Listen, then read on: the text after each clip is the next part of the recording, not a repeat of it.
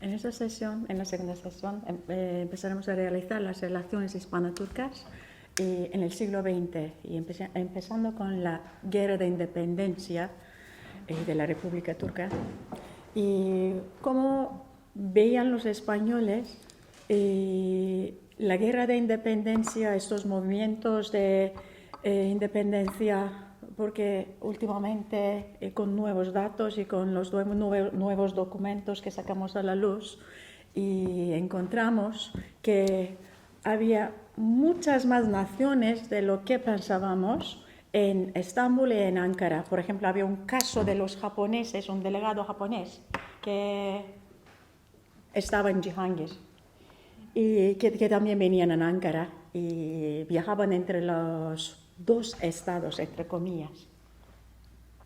Y gracias a Selçuk Esenber. Y relativamente sabemos muy poco del caso español, y ahora gracias a Yasemin Türkan, ahora aprenderemos. Muchas gracias. Bueno, deseo disculparme por leer mi intervención ante ustedes con el fin de cometer el menor número de errores posibles al hablar en castellano. Bueno, la Primera Guerra Mundial supuso el final del Imperio Otomano y también creó las condiciones para el nacimiento de un nuevo Estado turco.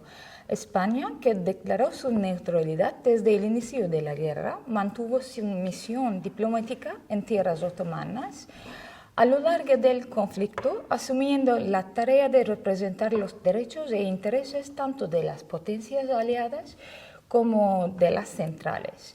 Y los despachos diplomáticos españoles entre Madrid y Estambul y otras ciudades otomanas dan un perfecto testimonio de las situaciones y de los acontecimientos que se producen en Turquía en estos años, que dentro de la historia de mi país se sitúan desde el gobierno de Unión y Progreso hasta el dominio de la administración de la Gran Asamblea Turca Nacional.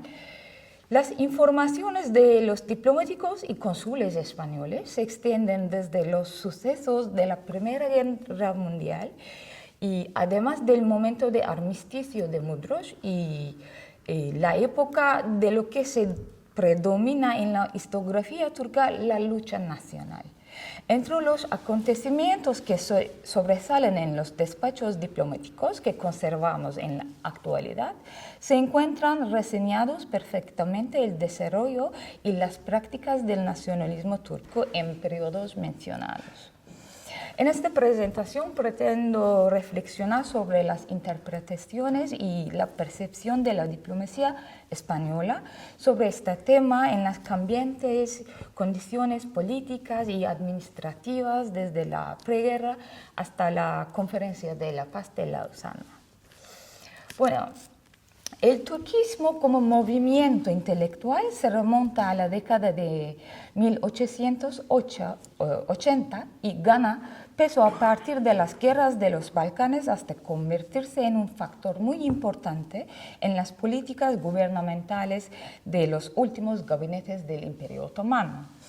En este periodo, cuando el sultán y su poder eran simbólicos y el Partido de Unión y Progreso era el único que dominaba y controlaba la administración estatal, las primeras manifestaciones del turquismo o nacionalismo turco se mostraron abiertamente en la economía y el comercio. Como un primer ejemplo de ello, para mostrar su importancia, como se refleja abiertamente y de manera nítida en los despachos diplomáticos españoles, podemos citar el boicot a los establecimientos comerciales y mercancías griegos durante las guerras de los Balcanes. El boicot, que comenzó en 1913, se dirigió hacia los bienes y negocios pertenecientes a los griegos otomanos en marzo de 1914 y era una consecuencia directa de las tensas relaciones turco-griegas. La revelación de que el acorazado griego Averov, que mostró la superioridad helénica en el mar sobre la armada otomana a lo largo de la contienda, había sido comprado por las donaciones de un empresario griego que tenía la ciudadanía y nacionalidad otomana generó una auténtica convulsión entre la ciudadanía. Tanto es así que en la opinión pública el acorazado se convirtió en un símbolo de la derrota y del atraso del grupo musulmán turco en la vida comercial y económica en comparación con los súbditos griegos y armenios del imperio. El entonces ministro plenipotenciario de la legación de España en Estambul, Julián María del Arroyo y Moret, y el cónsul en Esmirna, Ángel Sánchez Vera, en sus informes de marzo-julio de 1914, reconocieron que el boicot era una represalia contra las políticas de opresión y de migración forzosa del gobierno griego sobre la población musulmana que quedaba en Macedonia tras las guerras balcánicas. Sin embargo, se dan cuenta y refieren en la correspondencia que realmente el boicot fue iniciado por las autoridades turcas. Explican que las autoridades no mostraban ni la voluntad, tampoco el deseo de tomar medidas contra su extinción. Expresan abiertamente que ellas mismas contribuían a aumentar el boicot de manera indirecta y en ocasiones de manera manifiestamente directa. Lo que pretenden abiertamente es hacer imposible la permanencia y continuación de los cristianos en general y muy particularmente de los griegos ortodoxos en el país. Bueno, cabe señalar que los diplomáticos españoles evaluaron el boicot a los intereses comerciales de los ortodoxos como una política de las autoridades otomanas en la que mostraban claramente un sentimiento anticristiano y antigriego sin darse cuenta que en muchas de las medidas que se están tomando se encuentra el germen del nacimiento de un sentimiento nacional turco en la economía y el comercio. Bueno, también se ve en el periodo posterior que los diplomáticos españoles pasaron por alto el nacionalismo turco de unión y progreso. El 9 de septiembre de 1914, cuando el Imperio Otomano aún era neutral en la guerra, el gobierno unionista abolió las capitulaciones y los privilegios previamente otorgados a partir del 1 de octubre. Es evidente que esa decisión atañía directamente a España, que había estado manteniendo la cláusula la nación más favorecida desde el Tratado de Paz, Amistad y Comercio de 1782 y que se había fortalecido su lugar en el régimen capitular con los otros tratados que siguieron en los años posteriores. El ministro Arroyo interpretó que la anulación de las capitulaciones estaba motivada para que el gobierno turco adquiriera nuevos recursos financieros. Según él, la marcha popular que mostraba el júbilo por la promulgación de este decreto por las calles de Estambul, así como el gran número de artículos encomiásticos de la prensa turca, eran actividades encargadas, promovidas y financiadas por las autoridades unionistas, y que de esta manera el gobierno fomentaba el entusiasmo popular con claros tintes de xenofobia. Se encuentran comentarios similares en los despachos tanto de la legación y del consulado de Estambul sobre una serie de leyes promulgadas por el gobierno para reorganizar el régimen sin capitulaciones. Por ejemplo, se interpretó que la ley de ingresos que estableció que los comerciantes extranjeros también pagarán el impuesto sobre la renta anual como una disposición claramente injusta, y el establecimiento del Banco Otomano de Reputación Nacional, fundada íntegramente con capital nacional para apoyar las empresas y bancos locales como un derroche y un suponer equivocado de salvación económica y financiera por parte de las unionistas. Cabe destacar también los esfuerzos del gobierno unionista por hacer del turco la lengua en la que se debe realizar la educación, el comercio y que se debe usar en los actos públicos, lo que muestra que es una extensión de su nacionalismo. Sin embargo, las comunicaciones diplomáticas que informan sobre el reglamento del 20 de septiembre de 1914 no mencionaron en ningún momento la cláusula en la que se fija la imposición de la enseñanza obligatoria en turco, que en el caso de asignaturas de historia y geografía de Turquía también se debía impartir en turco en las escuelas extranjeras. Asimismo, aunque los diplomáticos informaron sobre la cláusula de la directiva del Ministerio del Interior del 4 de enero de 1917, que obliga a los secretarios y caballeros, mensajeros, guardias, que trabajaban en las representaciones extranjeras a saber turco, es de destacar que no hicieran ningún comentario al respecto en sus comunicaciones con Madrid. En cuanto a la ley que obligó a todas las empresas extranjeras asentadas en Turquía al uso del turco en lugar del francés en su correspondencia, y que en caso de incumplimiento establecía la prohibición del comercio o la expropiación de las mismas, el ministro Arroyo afirmó que el xenófobo partido perseguía el fin de eliminar todo elemento extranjero para poder hacer con las propiedades y industrias lo que le venga en gana, sin tener a nadie, ni siquiera una deuda de gratitud. Cita textual. Considerando todo esto, se entiende que los diplomáticos españoles no supieron identificar el ideal nacional y la importancia de la nacionalización que subyacía en las leyes de los unionistas, o que ignoraron ese ideal al calificarlo como la pasión por otomanizar todo lo que vive en Turquía. Cabe señalar que la misión diplomática española en Turquía asoció al nacionalismo turco con los dirigentes de la lucha turca nacional.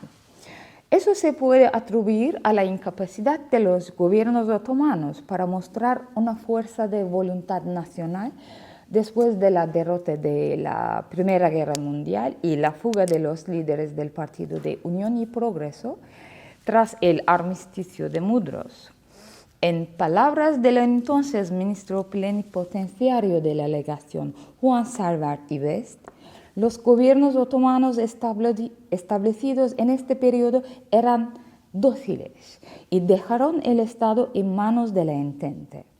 Y su expectativa de un desarrollo o acontecimiento que animase este espíritu de los turcos se realizó con la invasión de Esmirna por las fuerzas de Grecia en el 15 de mayo de 1915 y provocó que el pueblo turco iniciara resistencias locales y, en consecuencia, el movimiento de la lucha nacional. Los diplomáticos españoles informaron rápidamente a Madrid de esa organización, que se transformó con celeridad en el gobierno de la Gran Asamblea Nacional Turca en Ankara, bajo el liderazgo de Mustafa Kemal Pasha, y de su lucha política, psicológica y militar contra la Entente, el sultanato y la Sublime Puerta. En lugar de tratar acontecimientos de este periodo uno por uno, intentaré representar una perspectiva general de la percepción de la diplomacia española acerca de los kemalistas y el nacionalismo que representan. En el primer lugar, el ministro Salvat nunca consideró a los kemalistas como unos aventureros románticos y tampoco pensó de ellos que eran unos simples rebeldes. Los que consideró como un grupo al que había que respetar, ya que, a diferencia de la Sublime Puerta, nunca confiaron en la misericordia de la Entente con respecto a la integridad territorial de Turquía. Salvard expresó abiertamente su convicción de que no depondrían las armas hasta alcanzar sus objetivos, ni siquiera aunque se devolviera Esmirna y se evacuara Estambul las potencias extranjeras. Por lo tanto, podemos decir que el diplomático determinó con precisión el objetivo de la plena independencia y soberanía nacional de este movimiento ya en mayo de 1920. Puede decirse que el conflicto armado con fuerzas de ocupación también surgió como un elemento más de este nacionalismo. Según el ministro Salvard, los kemalistas tenían las ideas y las aspiraciones propias de los movimientos nacionales que nacen en este momento, por lo que representan una fuerza respetable y que puede lograr sus objetivos. Les reconoce que eran capaces de crear un ejército casi de nada. Además, este nuevo ejército, que conservó su propia integridad gracias a la virtud y la disciplina del pueblo turco a luchar y gracias a las sucesivas victorias logradas, fue a su vez un elemento que facilitó la propia unión de la nación turca. Salvard también elogió la victoria de Anatolia, afirmando que se convirtió en el mejor ejemplo para las demás naciones musulmanas que deseaban acabar con las situaciones coloniales. En tercer lugar, se ve que el ministro Salvard reconoció la prudencia de los kemalistas para que la lucha nacional no fuera percibida ni en el interior ni en el exterior del país como una guerra entre musulmanes y cristianos, mientras se benefician de la influencia del Islam. Además, Salvard definió la lucha nacional, a la que se refirió como el movimiento nacional, como un movimiento del pueblo turco y un movimiento pro-turco. Aún así, él enfatizó con frecuencia que el movimiento kemalista no tenía un carácter o discurso anticristiano. Las opiniones de Salvard suponen un cambio evidente respecto a las posturas de diplomáticos anteriores con respecto a los unionistas. En primeros años del periodo estudiado, en especial en los que está el ministro Arroya, la postura española intenta defender a los grupos cristianos de la beligerencia de las autoridades unionistas, al fin y al cabo musulmanas. Por el contrario, en los años en los que está Salvard, no he encontrado en la abundante correspondencia que remite a Madrid ninguna acusación de los diplomáticos hispanos al movimiento kemalista y su administración política por discriminar a la población por su origen étnico ni por sus prácticas religiosas, reconociéndole siempre que su nacionalismo era completamente evidente. Incluso en medio de la lucha nacional, así como después de la victoria militar kemalista, el ministro Salvard, en una extensa misiva en la que realiza una evaluación retrospectiva del movimiento y los sucesos que protagoniza, afirmó que por muchos que sean en efecto los agravios que hayan hecho a los turcos los pobladores no musulmanes de Turquía, consideraba posible que los turcos nacionalistas se avinieran al fin, aunque con más o menos dificultad y sinceridad, a un perdón y olvido de lo pasado.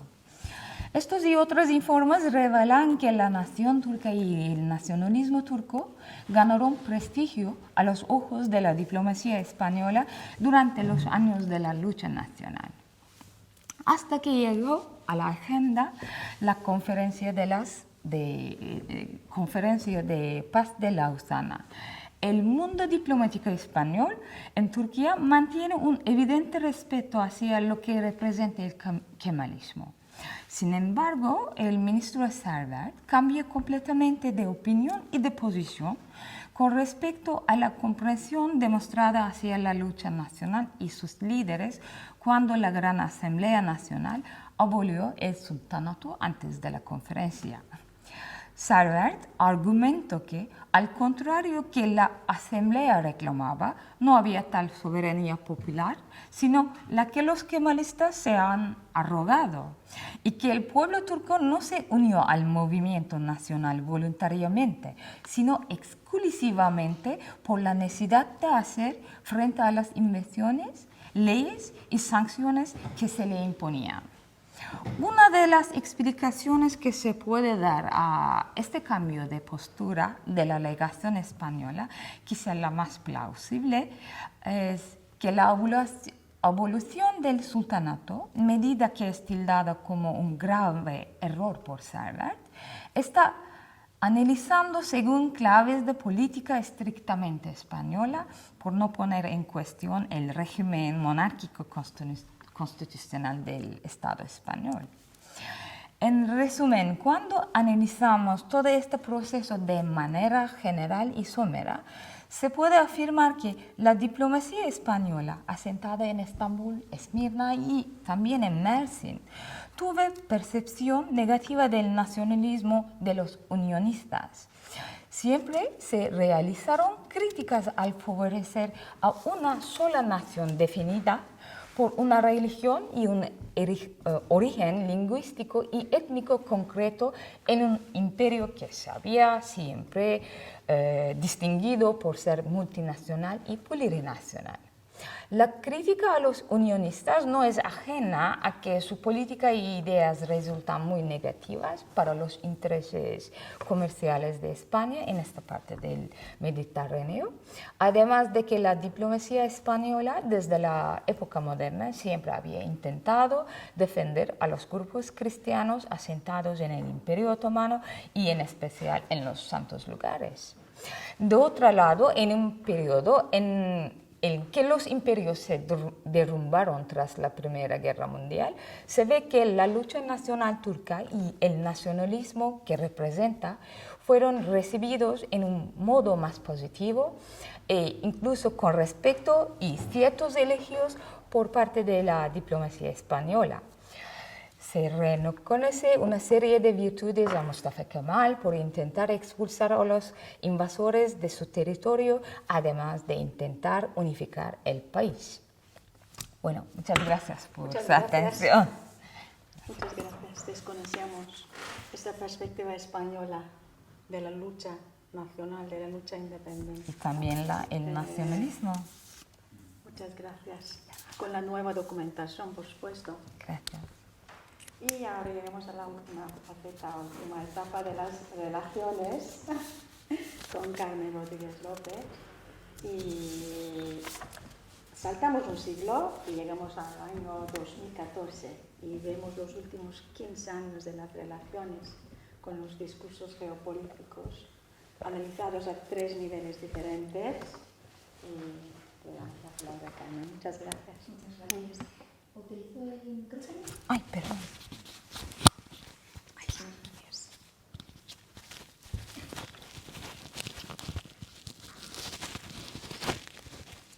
Muy bien. Pues en primer lugar me gustaría dar las gracias a la Embajada de España y al Instituto Cervantes por invitarme a estar hoy aquí. Es un placer de verdad compartir mesa con los ponentes que nos acompañan.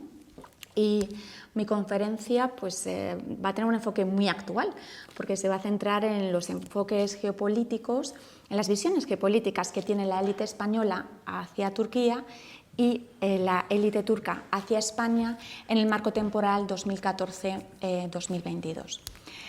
Voy a partir, por lo tanto, de un marco que es el de la geopolítica crítica. La geopolítica crítica se va a desarrollar en el ámbito de las ciencias sociales en los años 90 y se va a preocupar por analizar el discurso geopolítico, por deconstruir el discurso geopolítico. ¿Cómo se construye? ¿Por qué hay ciertas representaciones de determinados enclaves geográficos y determinados estados? ¿Por quién se construyen esos discursos? ¿Cómo se hacen esas representaciones?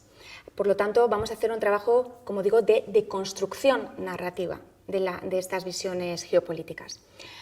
Como comentaba nuestra moderadora, Özlem, el discurso o la narración se estudia desde la geopolítica crítica en 3 niveles. Hay una geopolítica práctica, que es la que se lleva a cabo en el ámbito de la política exterior. Hay una geopolítica popular, que se lleva a cabo pues, en la literatura, en el cine.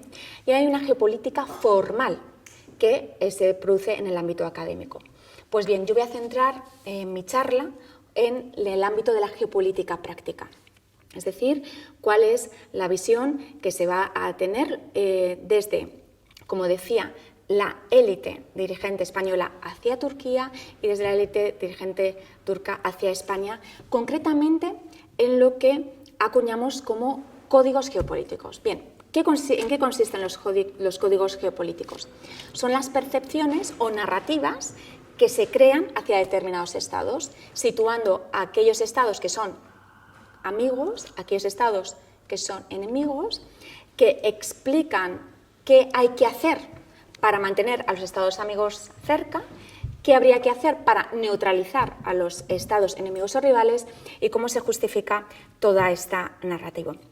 Y para esta charla, concretamente, yo voy a analizar los códigos geopolíticos que encontramos en la página web de la presidencia turca y en la página web de la Moncloa, en las intervenciones presidenciales que encontramos archivadas en ambas páginas web desde 2014, porque es el año en el que sube Recep Tayyip Erdoğan accede a la presidencia. Bien, si comenzamos por el análisis sobre España, que tiene la presidencia turca en su página web, observamos unas 178 entradas que mencionan a España en turco y unas 59 en inglés. Y estas entradas recogen declaraciones, noticias, eventos. A veces se menciona a España de una manera muy tangencial y otras veces son realmente el centro de las declaraciones. Bien, ¿cómo se percibe a España desde la presidencia turca? ¿Cómo se le describe? Bueno, pues sin duda la cumbre de la OTAN que tuvo lugar en junio de este año 2022 en Madrid es un grandísimo evento para analizar el discurso de la presidencia turca hacia España. De hecho, el presidente turco, Recep Tayyip Erdoğan, se refirió a España en dicha cumbre como un sincero amigo. Estas fueron también las palabras que el presidente turco empleó en la visita oficial que realizó Pedro Sánchez a Turquía en 2021 para referirse al presidente como amigo, así como también empleó esa palabra en general para nuestros amigos españoles. La visita de Pedro Sánchez a Turquía en 2021 fue en el marco de la 7ª cumbre hispano-turca y en ella el presidente turco definió las relaciones bilaterales con España como un partenariado global. Ankara, a su vez, califica a España y a Turquía como guardianes de las fronteras de la OTAN y de Europa, sobre todo en relación a 2 cuestiones fundamentales, la cuestión migratoria y la cuestión securitaria. Los 2 países, para la presidencia turca, o sea, España y Turquía, formarían parte a su vez de la familia mediterránea. El Mediterráneo sería una casa compartida en la que en las declaraciones que hemos rescatado de Erdogan no están todos los países mediterráneos, pero sí algunos de ellos. Entre los que menciona en los discursos extraídos están, aparte de España y Turquía, países como Argelia, Túnez, Libia, Egipto, Palestina, Israel, Grecia o Italia. Si estas son las palabras que utiliza Erdogan o bien el portavoz de la presidencia turca, Ibrahim Kalın, hacia España, ¿cuáles son los temas que una y otra vez emergen en el discurso de la presidencia turca hacia España en las relaciones bilaterales? Desde luego, en el ámbito de la seguridad es fundamental resaltar el despliegue de los efectivos españoles en Adana desde 2015 para proteger el destacamento de misiles Patriot que van a fortalecer o a proteger la frontera turca frente a Siria. A esto se suma también la mención por parte del presidente turco de la construcción conjunta de un portaaviones, el Anadolu, que ya ha entrado al servicio de la Marina turca. Desde Turquía también se aprecia el apoyo de España hacia Turquía para fortalecer las relaciones en el marco de la Unión Europea Y también se agradece de manera reiterada en los discursos del presidente turco el préstamo, digámoslo así, de 2 hidroaviones a Turquía en el contexto de los fuegos que asolaron Turquía en el año pasado, en el 2021. Como signo de buena relación entre los dos países, también encontramos de manera reiterada la mención o alusión a la ayuda en material que Turquía aportó a España en el marco de la pandemia COVID. Otro tema importantísimo en las relaciones bilaterales que se menciona de manera reiterada en la presidencia turca y en la presidencia española es la parte comercial, sin duda. Es uno de los hitos de las relaciones bilaterales. Los intercambios comerciales han pasado de 600 millones de euros en 2010 a unos 13.000 millones de euros en 2019. Existen además unas 600 empresas españolas invirtiendo en el país y el stock de inversión española ha crecido en Turquía desde unos 906 millones de euros en 2007 a más de 5.000 millones de euros en 2019. De hecho, Erdogan, en la 7ª cumbre hispano-turca, planteó como objetivo el llegar a unas relaciones bilaterales comerciales que alcanzaron los 20.000 millones de euros en los próximos años. En el discurso de la presidencia turca también es muy significativo la insistencia en la importancia de la Alianza de Civilizaciones, que, como saben, es una propuesta hispano-turca que surge en el año 2005, de la mano del presidente en este momento, José Luis Rodríguez Zapatero, y del primer ministro turco en ese momento, Recep Tayyip Erdogan. Y Erdogan va a enfatizar claramente el discurso pro Alianza de Civilizaciones como herramienta de poder blando en el ámbito internacional.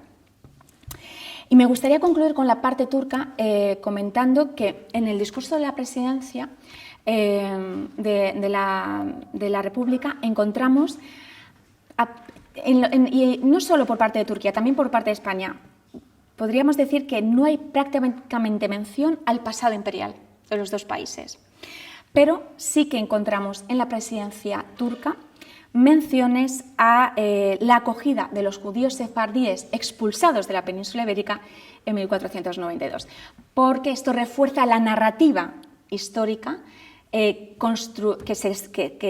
se reivindica en el presente de esta Pax Otomana, a la que hacía referencia Evrim, ¿no? esta idea de un imperio plural que se impuso en el Mediterráneo, desde luego desde una posición de dominio, pero que mantuvo un ámbito de pluralidad en los territorios conquistados.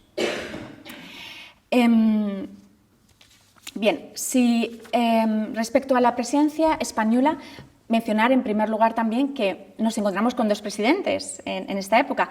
En primer lugar con Mariano Rajoy, que ocupará la presidencia desde principios de la segunda década de los 2000, que luego será reelegido en 2016, cesado en 2018 y desde entonces tenemos en la presidencia española a Pedro Sánchez, elecciones mediante.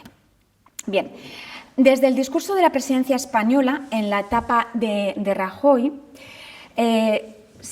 Turquía va a ser calificada como un socio importante, no solo para España, sino también para la Unión Europea en su conjunto, como un socio estratégico y como un país amigo. Encontramos también de nuevo la palabra amigo en estas percepciones geopolíticas para España, con el que, según Rajoy, se tendrán unas estupendas relaciones bilaterales. En el caso de la presidencia de Pedro Sánchez, se hablará de un país hermano, como Grecia, y se utilizará también la palabra amigo, aplicada al presidente turco, como se califica también a otros presidentes europeos, y este es un discurso que podremos escuchar en la 7ª cumbre hispano-turca que tuvo lugar en noviembre de 2021, donde el presidente español declarará que las actuales relaciones bilaterales han alcanzado, cierro comillas, una madurez extraordinaria. En la representación de Turquía como país socio y amigo, el discurso no cambia fundamentalmente entre la época de Mariano Rajoy y la época de Pedro Sánchez. Si acaso hay una sutil gradación que reafirma la consolidación y el estrechamiento de las relaciones bilaterales, desde luego muy impulsadas por las sucesivas cumbres hispano-turcas. Junto a esta representación de socio estratégico, de país amigo, hemos encontrado también en el discurso de Pedro Sánchez referencias a Turquía como un actor global, como un gigante, y que sobre todo estas situaciones le convertían a este país en un competidor en el Mediterráneo, sobre todo en cuestiones turísticas. Si estas son las palabras, los calificativos, las representaciones que se utilizan para describir a España, ¿cuáles son los temas que podemos encontrar de manera más reiterada en la presidencia de Rajoy y de Sánchez respecto a Turquía? Pues desde luego coincide en la presidencia turca en destacar las relaciones comerciales, las relaciones de seguridad, con especial hincapié, como decía, en reiterar el despliegue del destacamento español asentado en Adana con el sistema de baterías Patriot. También se menciona la cuestión de la alianza de civilizaciones, más en el caso de Pedro Sánchez, que sería heredero de la presidencia de José Luis Rodríguez Zapatero, que en el caso de Mariano Rajoy, que era líder del Partido Popular en su momento. También se reivindica por parte de la presidencia española la solidaridad mutua expresada en el envío de material durante la pandemia de Turquía a España y en el envío de los 2 hidroaviones a los que me he referido antes a Turquía durante los Juegos de 2021. Y en las diferentes presidencias también se puede apreciar cómo el tema de los refugiados y el acuerdo con Turquía firmado en 2016 tendrá, como es natural, un papel más relevante en la época de Mariano Rajoy. El tema de los refugiados y de la inmigración en el Mediterráneo aparece también en la época de Pedro Sánchez, pero es un discurso menos reiterativo, ocupa un menor espacio y se enmarca en las relaciones con la Unión Europea. En la época de Mariano Rajoy también podremos observar, como es natural también, muchas más referencias a la lucha conjunta con Turquía contra el Daesh. Y en el ámbito económico también se va a hacer especial mención a los proyectos de construcción que van a llevar a cabo empresas españolas en suelo turco, como la línea de la construcción de metro, la M3, que se llevó a cabo en Ankara con el apoyo de una empresa catalana. En la presidencia de Pedro Sánchez, en el marco de las disputas gasísticas y energéticas del Mediterráneo Oriental, Madrid va a expresar su solidaridad, utilizando esta palabra, con Grecia y Chipre, pero al mismo tiempo va a promover la resolución de estos conflictos con Turquía dentro de la Unión Europea a través de un constructivo diálogo político.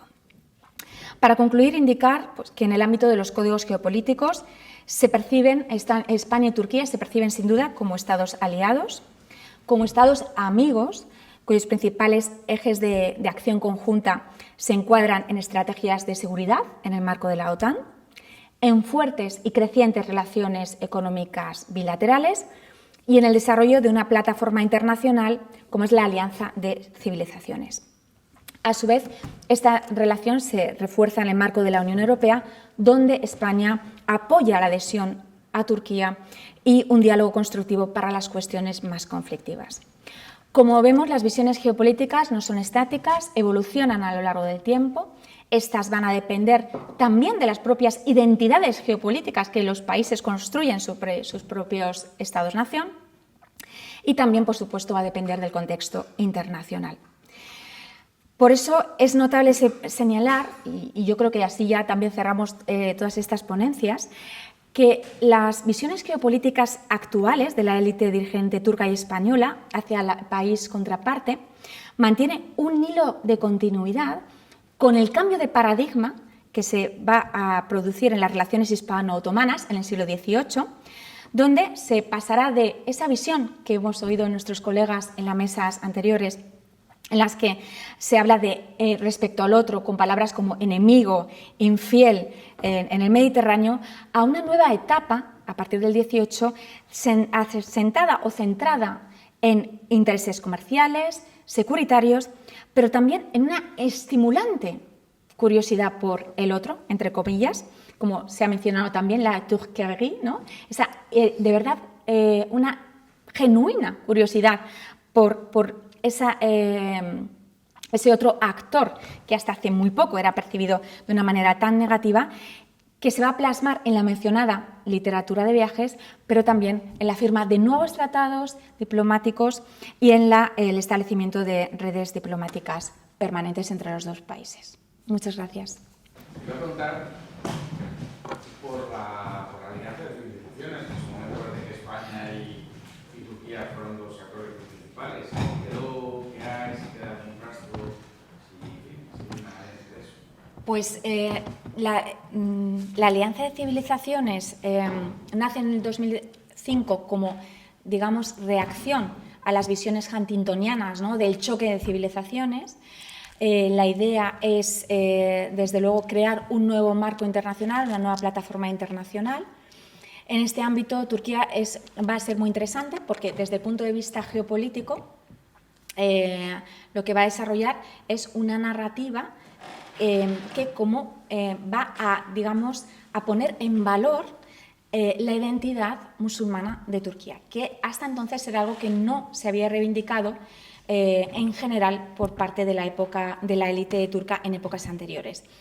Y en la Alianza de Civilizaciones, precisamente, Turquía se va a posicionar como un país puente en relación, o país que sirve para crear relaciones con otros países de ámbito musulmán. Nace con mucha fuerza, luego, digamos, que va a pasar a un momento mucho más estable, y en los últimos años estamos viendo un relanzamiento también en el ámbito en el ámbito internacional, y de hecho hay en torno a 150 países que se han adherido a este proyecto en los últimos años. Por lo tanto, estamos viviendo en un momento, digamos, de discreto relanzamiento de la alianza. Yo tengo una pregunta para Yasamín. Que cuando estaba haciendo la tesis encontré una noticia que salió en el diario ABC que decía: Turquía pide la paz de la Primera Guerra Mundial en España. Y decía, estaban en San Sebastián, yo soy de San Sebastián, y entonces el gobierno pasaba el verano en San Sebastián, y entonces decían que el representante turco se había puesto en contacto con los españoles para pedir a los americanos, ¿no?, que terminaran la guerra, y unas semanas o un mes después se firma el armisticio de Modros, parece que es, ¿no? Modros, perdón. ¿Eso es verdad o...? Sí, eso es verdad. Y es curioso que en muchas publicaciones se dan cuenta de ese acontecimiento y preguntan, entonces, ¿por qué el armisticio de Modros está firmado por los ingleses? Sí, hemos pedido colaboración y medida de España por los americanos. Es curioso, he encontrado el documento que está escrito por la Sublime Puerta a la legación de Turquía en Madrid, y esta carta pidiendo, ¿cómo se llama?, la ayuda de España, está enviado, no recuerdo cuál era, pero a una ciudad al norte de España. Sí, San Sebastián. ¿San Sebastián? Sí. Pero un pueblo pequeño, no era San Sebastián, sino era... Y por la tardancia que llevado 10 días, más de 10 días, y da y vuelta desde Estambul a Madrid, Madrid a San Sebastián y la vuelta a la Madrid, 10 días es un tiempo muy largo en una guerra donde todo el mundo está guerrando, luchando. Por eso beneficiaron los de Towson. Sí. Por eso es verdad. Sí. Es curioso. Y luego también otra cosa que me parece muy interesante y creo que no está suficientemente tratado, que es la mediación de España en la Primera Guerra Mundial. España tenía una red de cónsules, ¿no? Sobre todo pues el consulado de España en Jerusalén, que creo que es de mediados del siglo XIX, donde mandan a Ricardo de la Cierva Legüita, conde de Vallobar, que él es el que representa representa prácticamente a todos los países en conflicto.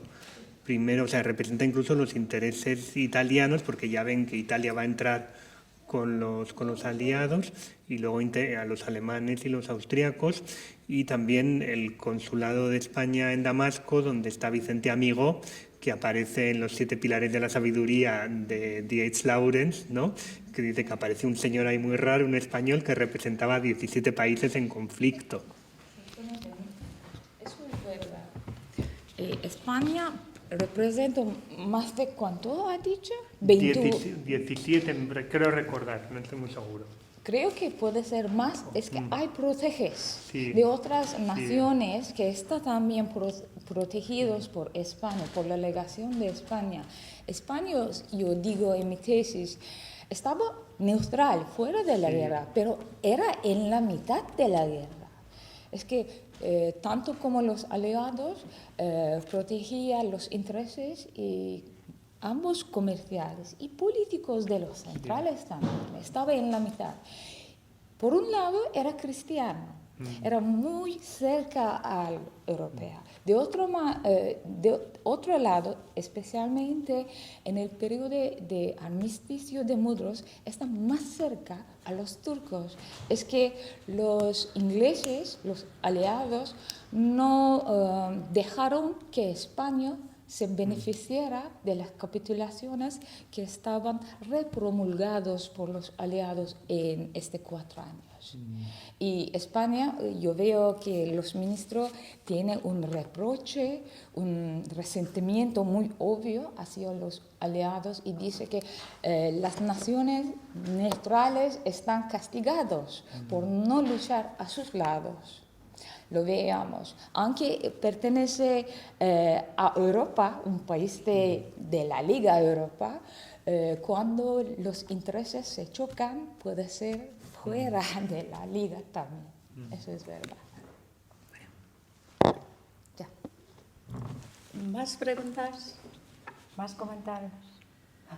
Yo lo ultimísimo.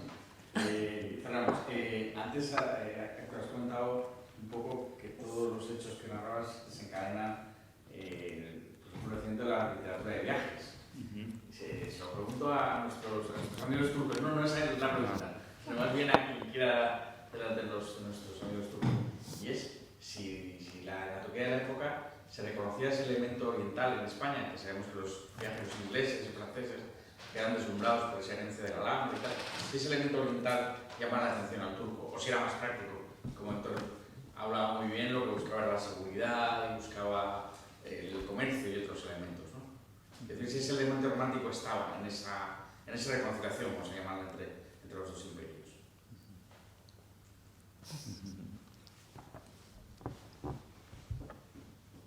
Me toca a mí. Pensaba que era. Sí. Yo me gustaría que respondieran la Claro. Turquía, pero si no. Sí, bueno, yo en realidad, con respecto a la literatura de viajes, digamos que la obra que resume o que trata un poco de justificar precisamente la firma del Tratado de Paz Hispano-Otomano es el célebre Viaje a Constantinopla, ¿no?, de 1790, y que narra directamente las hazañas de Gabriel de Aristizábal.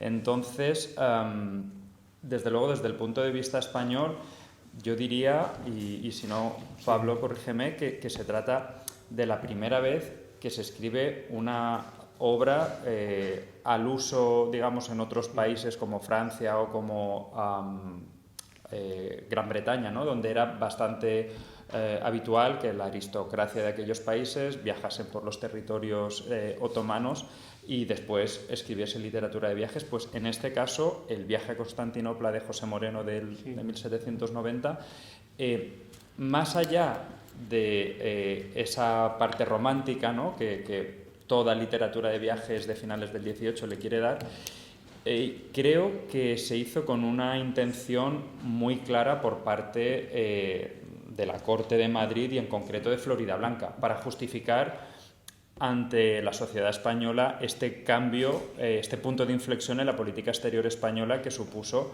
a partir de ahí, el acercamiento a los países musulmanes. Entonces, el viaje a Constantinopla, además del punto de vista romántico y de acercamiento a esa nueva realidad mediterránea para buena parte de la sociedad española, supuso una justificación desde el punto de vista literario del cambio de perspectiva en la política exterior española hacia los países musulmanes. Y también había unas críticas muy negativas, ¿no? En la obra de Isabel, de Gravina, de José Moreno también. Así que intentaban buscar soluciones, intentaban buscar respuestas para las preguntas. Totalmente distinto a la literatura de viajes del siglo XVI, XVII. En el XVII, bueno, aquí tenemos un hueco de viajeros españoles, ¿no? Desde el siglo XVI hasta el siglo XIX, la segunda mitad del XIX, casi nadie viene. Sí. En España, como por el enfrentamiento hispano-otomano, no tenemos viajeros en los siglos XVI, ¿no? y XVII. Lo que tenemos es literatura de cautivos. El viaje de Turquía, las crónicas de Diego Galán, ¿no? Y entonces ahí que está magníficamente tratado por Albert Mas en la literatura española del siècle d'or. Y entonces ahí hablan de, pues eso, de los esclavos, de los remeros, de los que se escapaban, les castraban y les llamaban capones. Y luego sabemos, bueno, el poema de Góngora, amarrado a un duro banco de una galera turquesca, ¿no? Un corsario de Dragú de pasar el mar de Marbella. Tenemos la gran sultana de historia de Catalina de Oviedo, ¿no? que hizo Cervantes. Entonces lo que tenemos es una imagen de un enemigo, ¿no? Y lo que hacen con el viaje a Constantinopla, como acabas de decir, es un lavado de imagen, que además se basa en el libro de Murat Dolson, que era un armenio nacionalizado sueco, que hace una especie de cuadro general de tipo enciclopédico, donde lava la imagen, porque el problema que, como has dicho antes, Carlos, Felipe V, cuando intenta hacer las paces con los turcos, le dicen que España se va a levantar y que no van a querer pactar contra los herejes. Y tenemos que esperar a Carlos III cuando vienen y ya están las aguas más calmadas y lo hacen. Pero en España no hay una literatura de viajes porque hay muy poco interés por el Imperio Otomano y hay una presencia muy pequeña. Entonces hay algunos autores que han venido, pero nada comparado con los franceses, porque los franceses viene Chateaubriand, viene Lamartine, viene Gerald de Nerval, viene Théophile Gautier, la primera mitad del XIX. Y en España pues tenemos a los que yo trataba en mi tesis, que no les conocía a nadie y que hicieron como mucho una edición de sus libros, ¿no? Porque para España el mundo oriental tampoco es que realmente les interesara. Y luego aquí lo que había es muy curioso porque hay una corriente orientalista con Hamdi Bey, ¿no? que era un pintor turco que pintaba escenas orientales. Y luego había un montón de arquitectos italianos que trabajaban aquí, que hacían pastiches orientalistas, como el arco de la Universidad de Estambul, con un arco de herradura que no aparece en el arte otomano, o los artesonados del Pera Palace, que son como mudéjar, porque era una moda, igual que la reina Victoria tenía su salón la Alhambra, pues estos arquitectos italianos hacían aquí lo mismo, ¿no? Y los turcos pues querían tener también cosas así de tipo morisco, como la biblioteca de Sarajevo o las sinagogas de Alemania, ¿no? Pero yo creo que el orientalismo, yo creo que aquí no, realmente era más una moda externa, ¿no, Özlem? Y también yo quiero añadir una cosa sobre los viajes. Como te has dicho, que había muy pocos viajeros españoles. ¿Por qué había muy pocos españoles en el Imperio Otomano? Porque era muy peligroso para los españoles, mucho más peligroso que para un francés, para un alemán. Y cuando leemos estas crónicas y libros de viajes de los franceses, de los holandeses, de los alemanes, vemos un detalle muy interesante.